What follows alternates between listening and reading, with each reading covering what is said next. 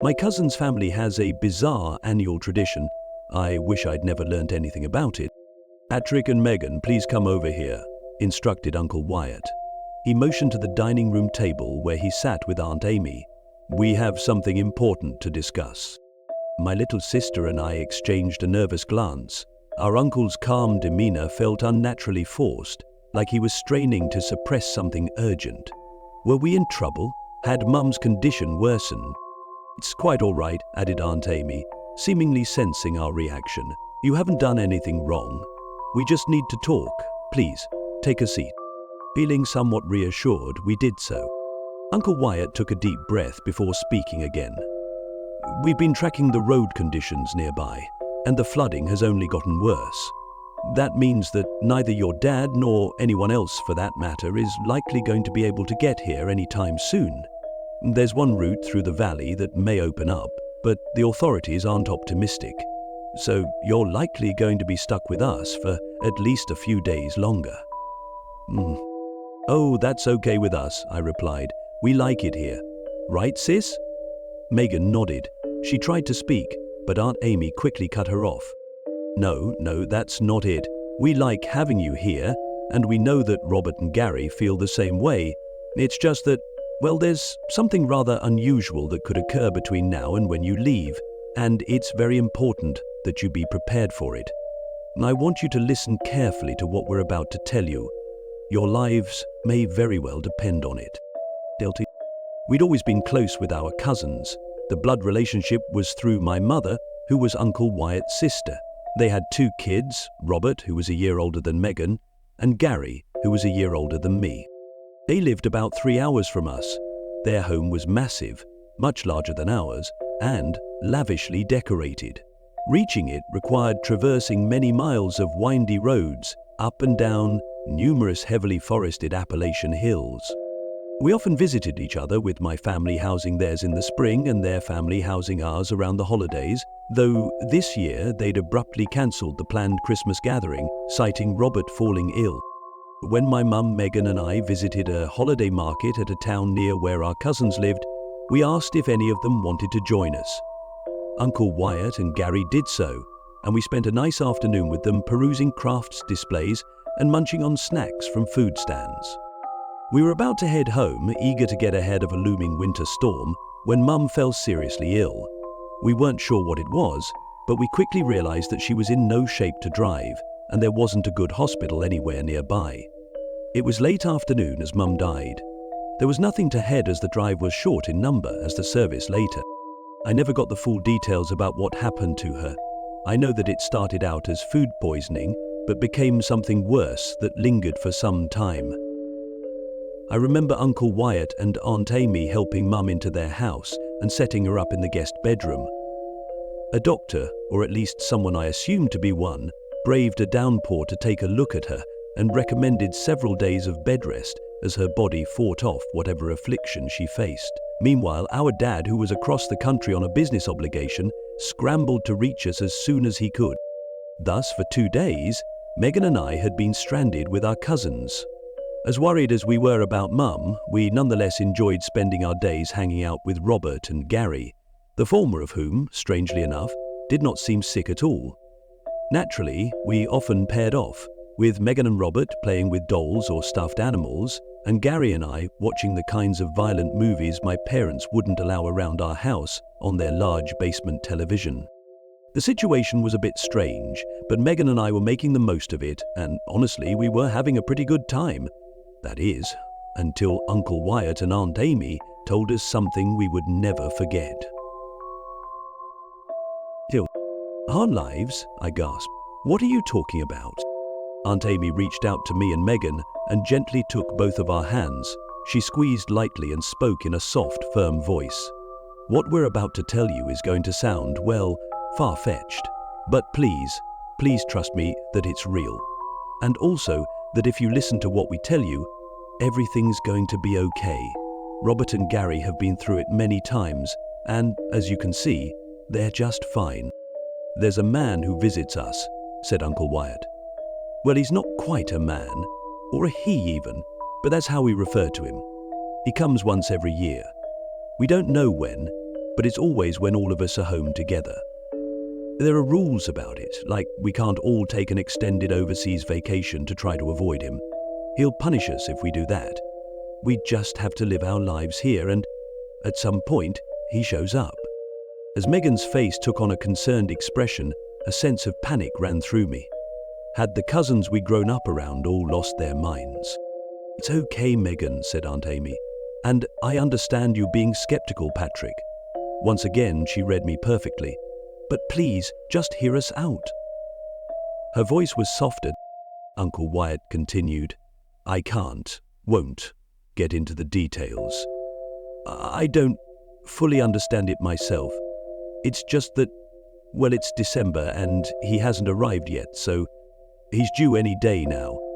When he gets here, he'll knock 5 times. That's how we know it's him. Then we have to let him inside and... You have to ignore him," interjected Aunt Amy. "Just ignore him, and eventually he'll go away, and then he won't bother us again. Until next year." "Sometimes he stays for only 10 minutes, said Uncle Wyatt. "Other times close to an hour. He doesn't care about infants or the seriously ill. If your mum's still stuck in bed when he arrives, he'll probably ignore her altogether. But the rest of us need to be on our best behavior, acting like a normal, happy family. The key is that no matter what he does, do not acknowledge his presence at all costs. But don't freeze up either. You need to act like he isn't there at all." Aunt Amy looked at us sorrowfully. "We'd hoped to never have to tell you about this. We don't tell anyone, not if we can help it, but we see no choice here. Tonight we're going to do a practice run, with Wyatt pretending to be the visitor. Before we get started with that, do you have any questions?" At first I couldn't form words. Naturally, I did have questions, so many in fact that it was difficult for me to sort through them all.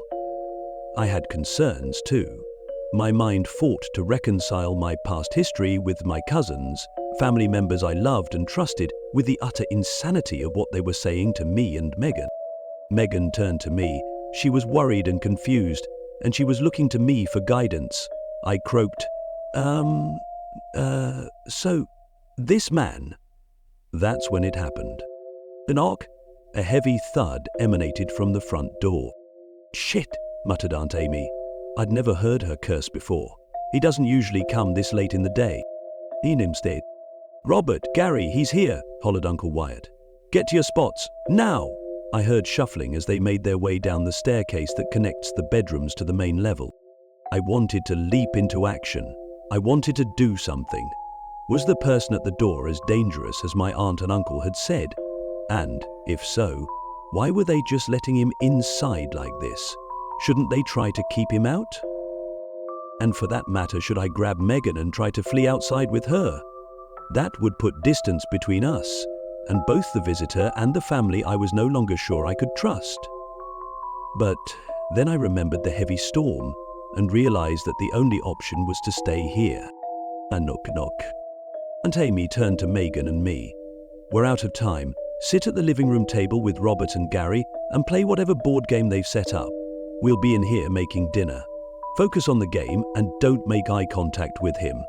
Don't look at him at all if you can help it, no matter how close he gets to you. Got it?" Before we could respond, she nudged us towards the living room. Robert and Gary were already there, setting up a Monopoly board. Too much was happening too quickly.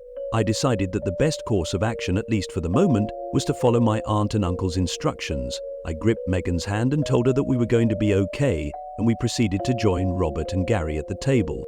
"Trainer, Gary, what's up with all this?" I whispered, prompting Gary to hiss a stern shh while dealing us our starting amount of Monopoly money. Uncle Wyatt, meanwhile, opened the door.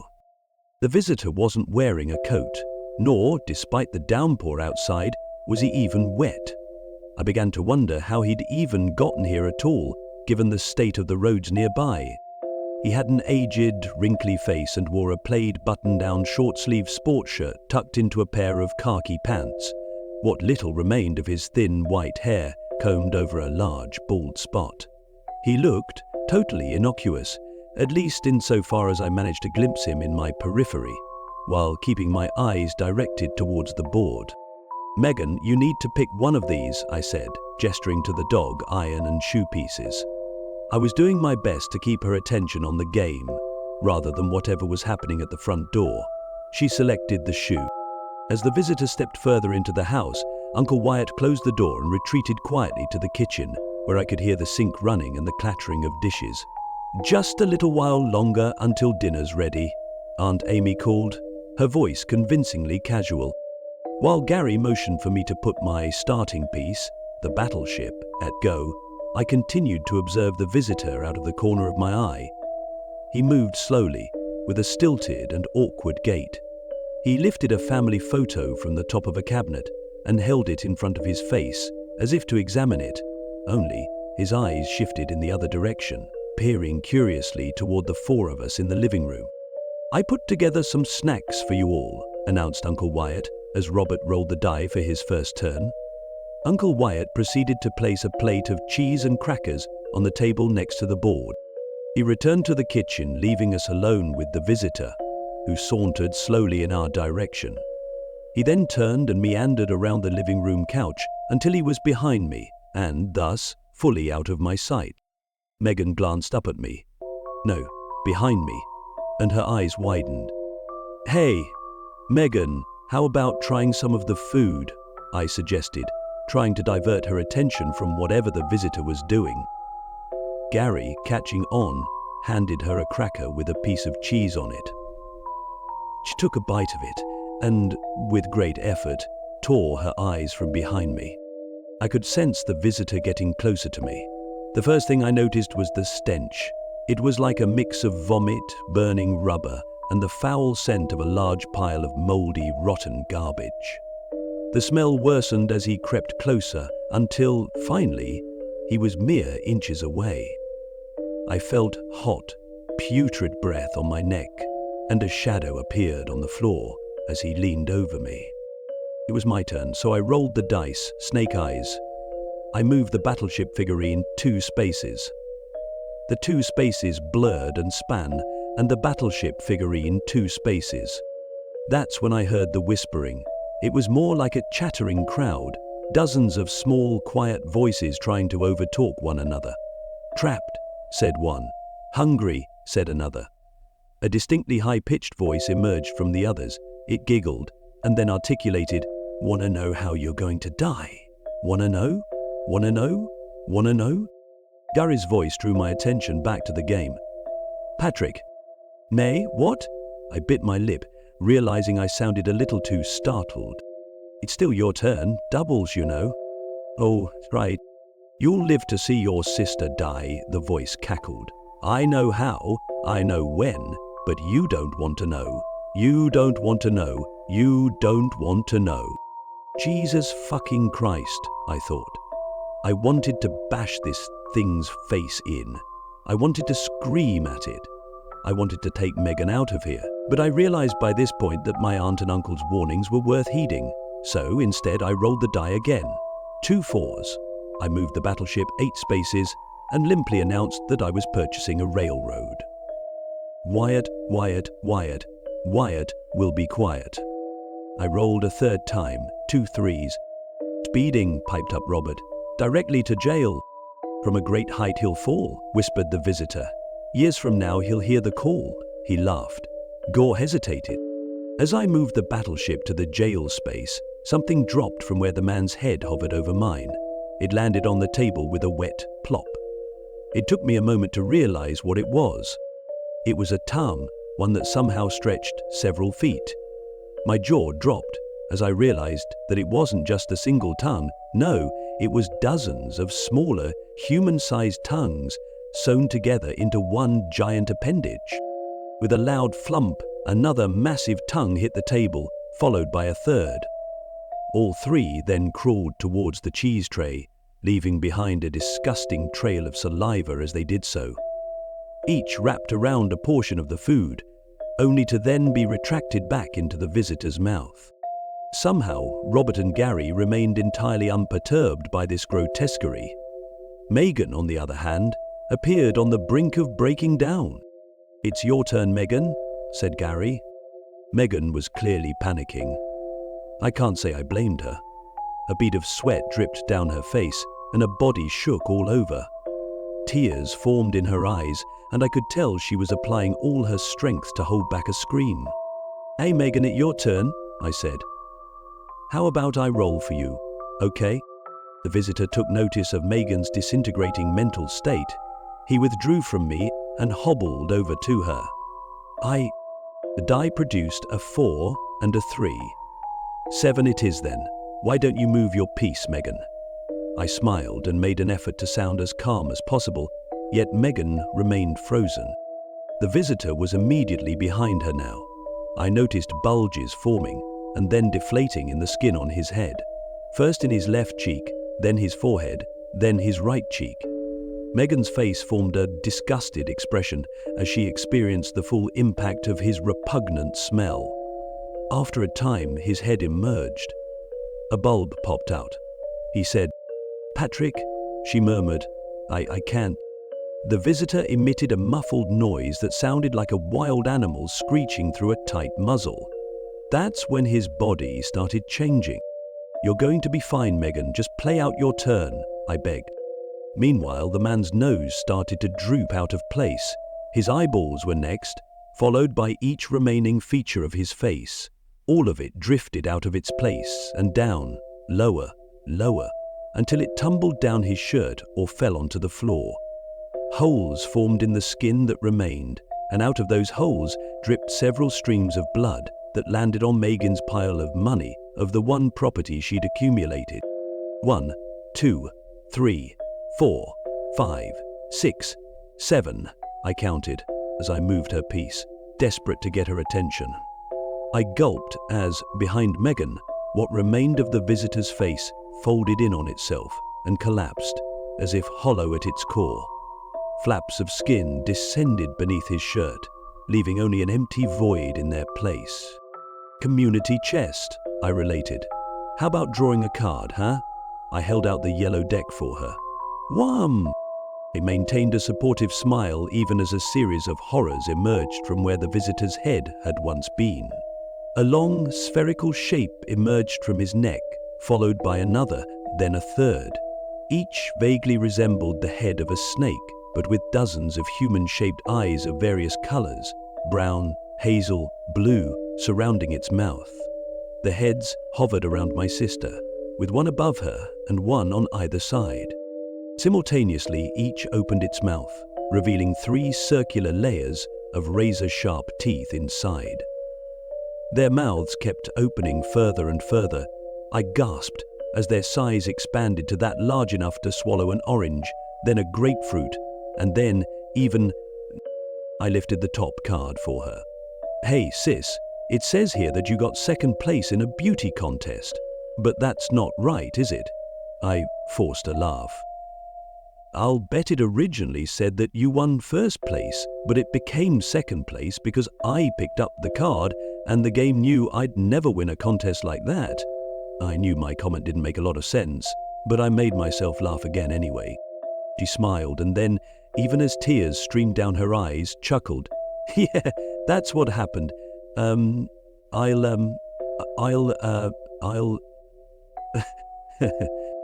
collect the $10 prize," offered Gary, who handed her the bill. She calmly took hold of it and added it to her hand.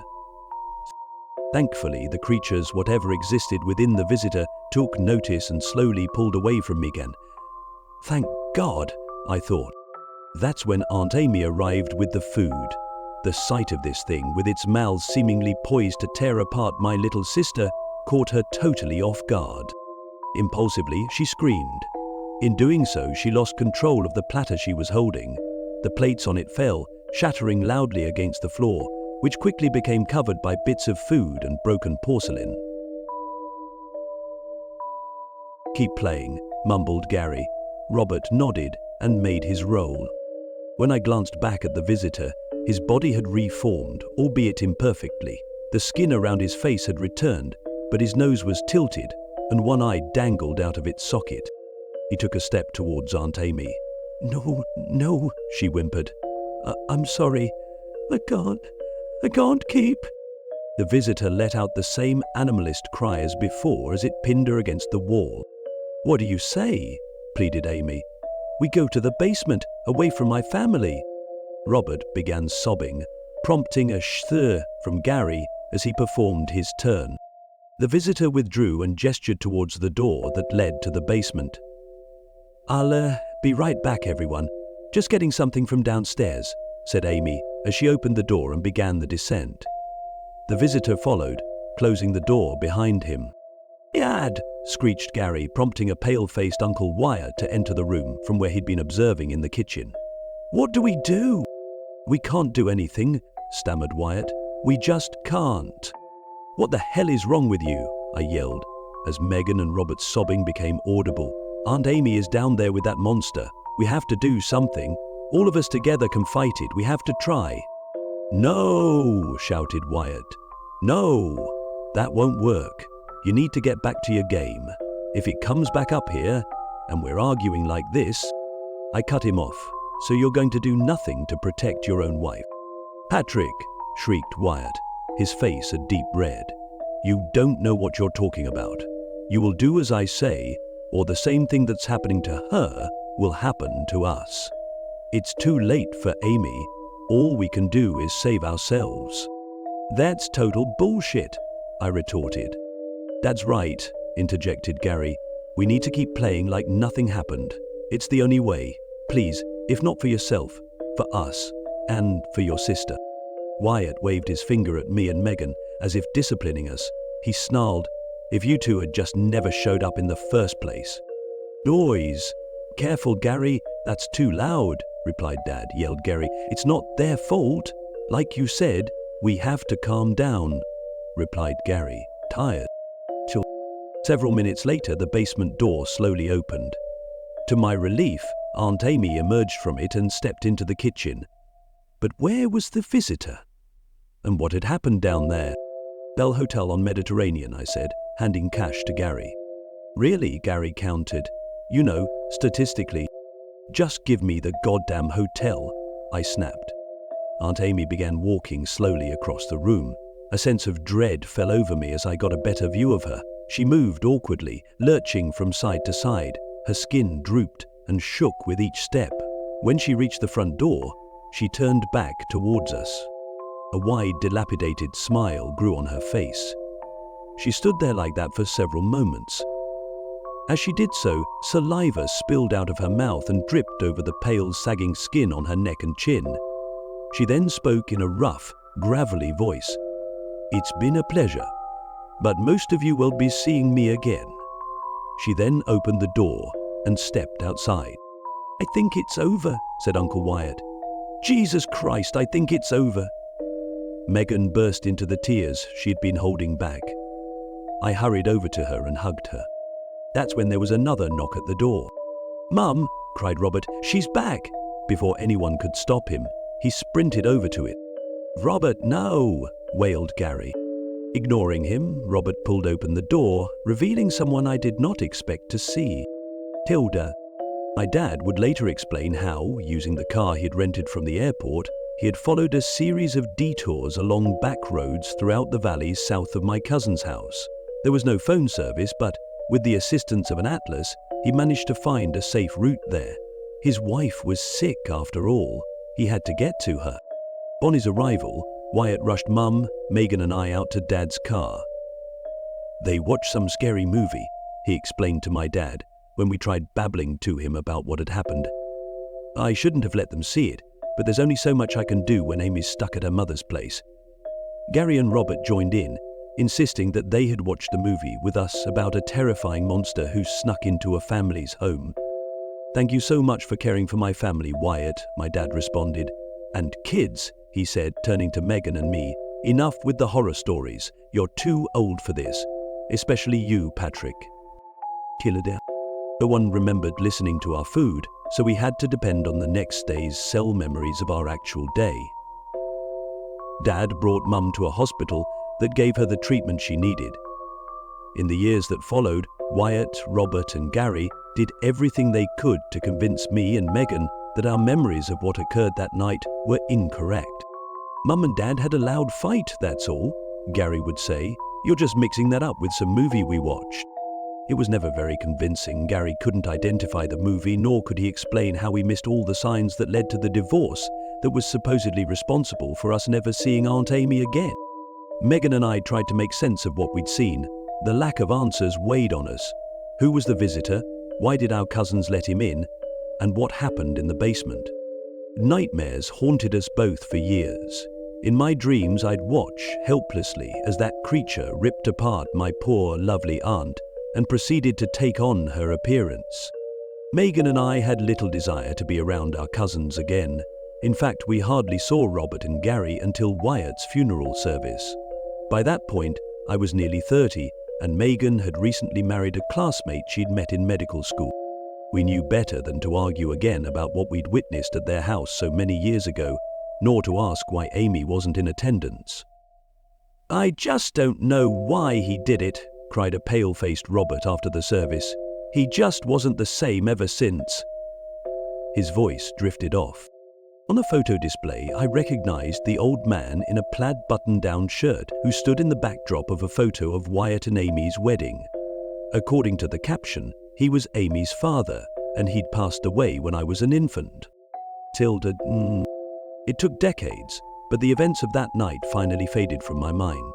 They existed only as an inexplicable childhood memory, and Gary and Robert's theory that we'd imagined what occurred began to feel more plausible. It contrasted with my theories of heightened sensitivity towards smells due to exposure to too much, which practically kept their calves. When I visit Megan, who has 3 kids of her own now, we don't talk about it anymore. I'm old enough now to know that monsters don't exist, much less bizarre shapeshifters who smell like trash and devour those who react to them. All that changed when my phone rang this evening. Megan spoke in a rushed, panicked tone. "She's back." "What's happened? Who's back?" "It's Aunt Amy." "Patrick, she hasn't aged a day from when we last saw her, and she just knocked 5 times at the front door."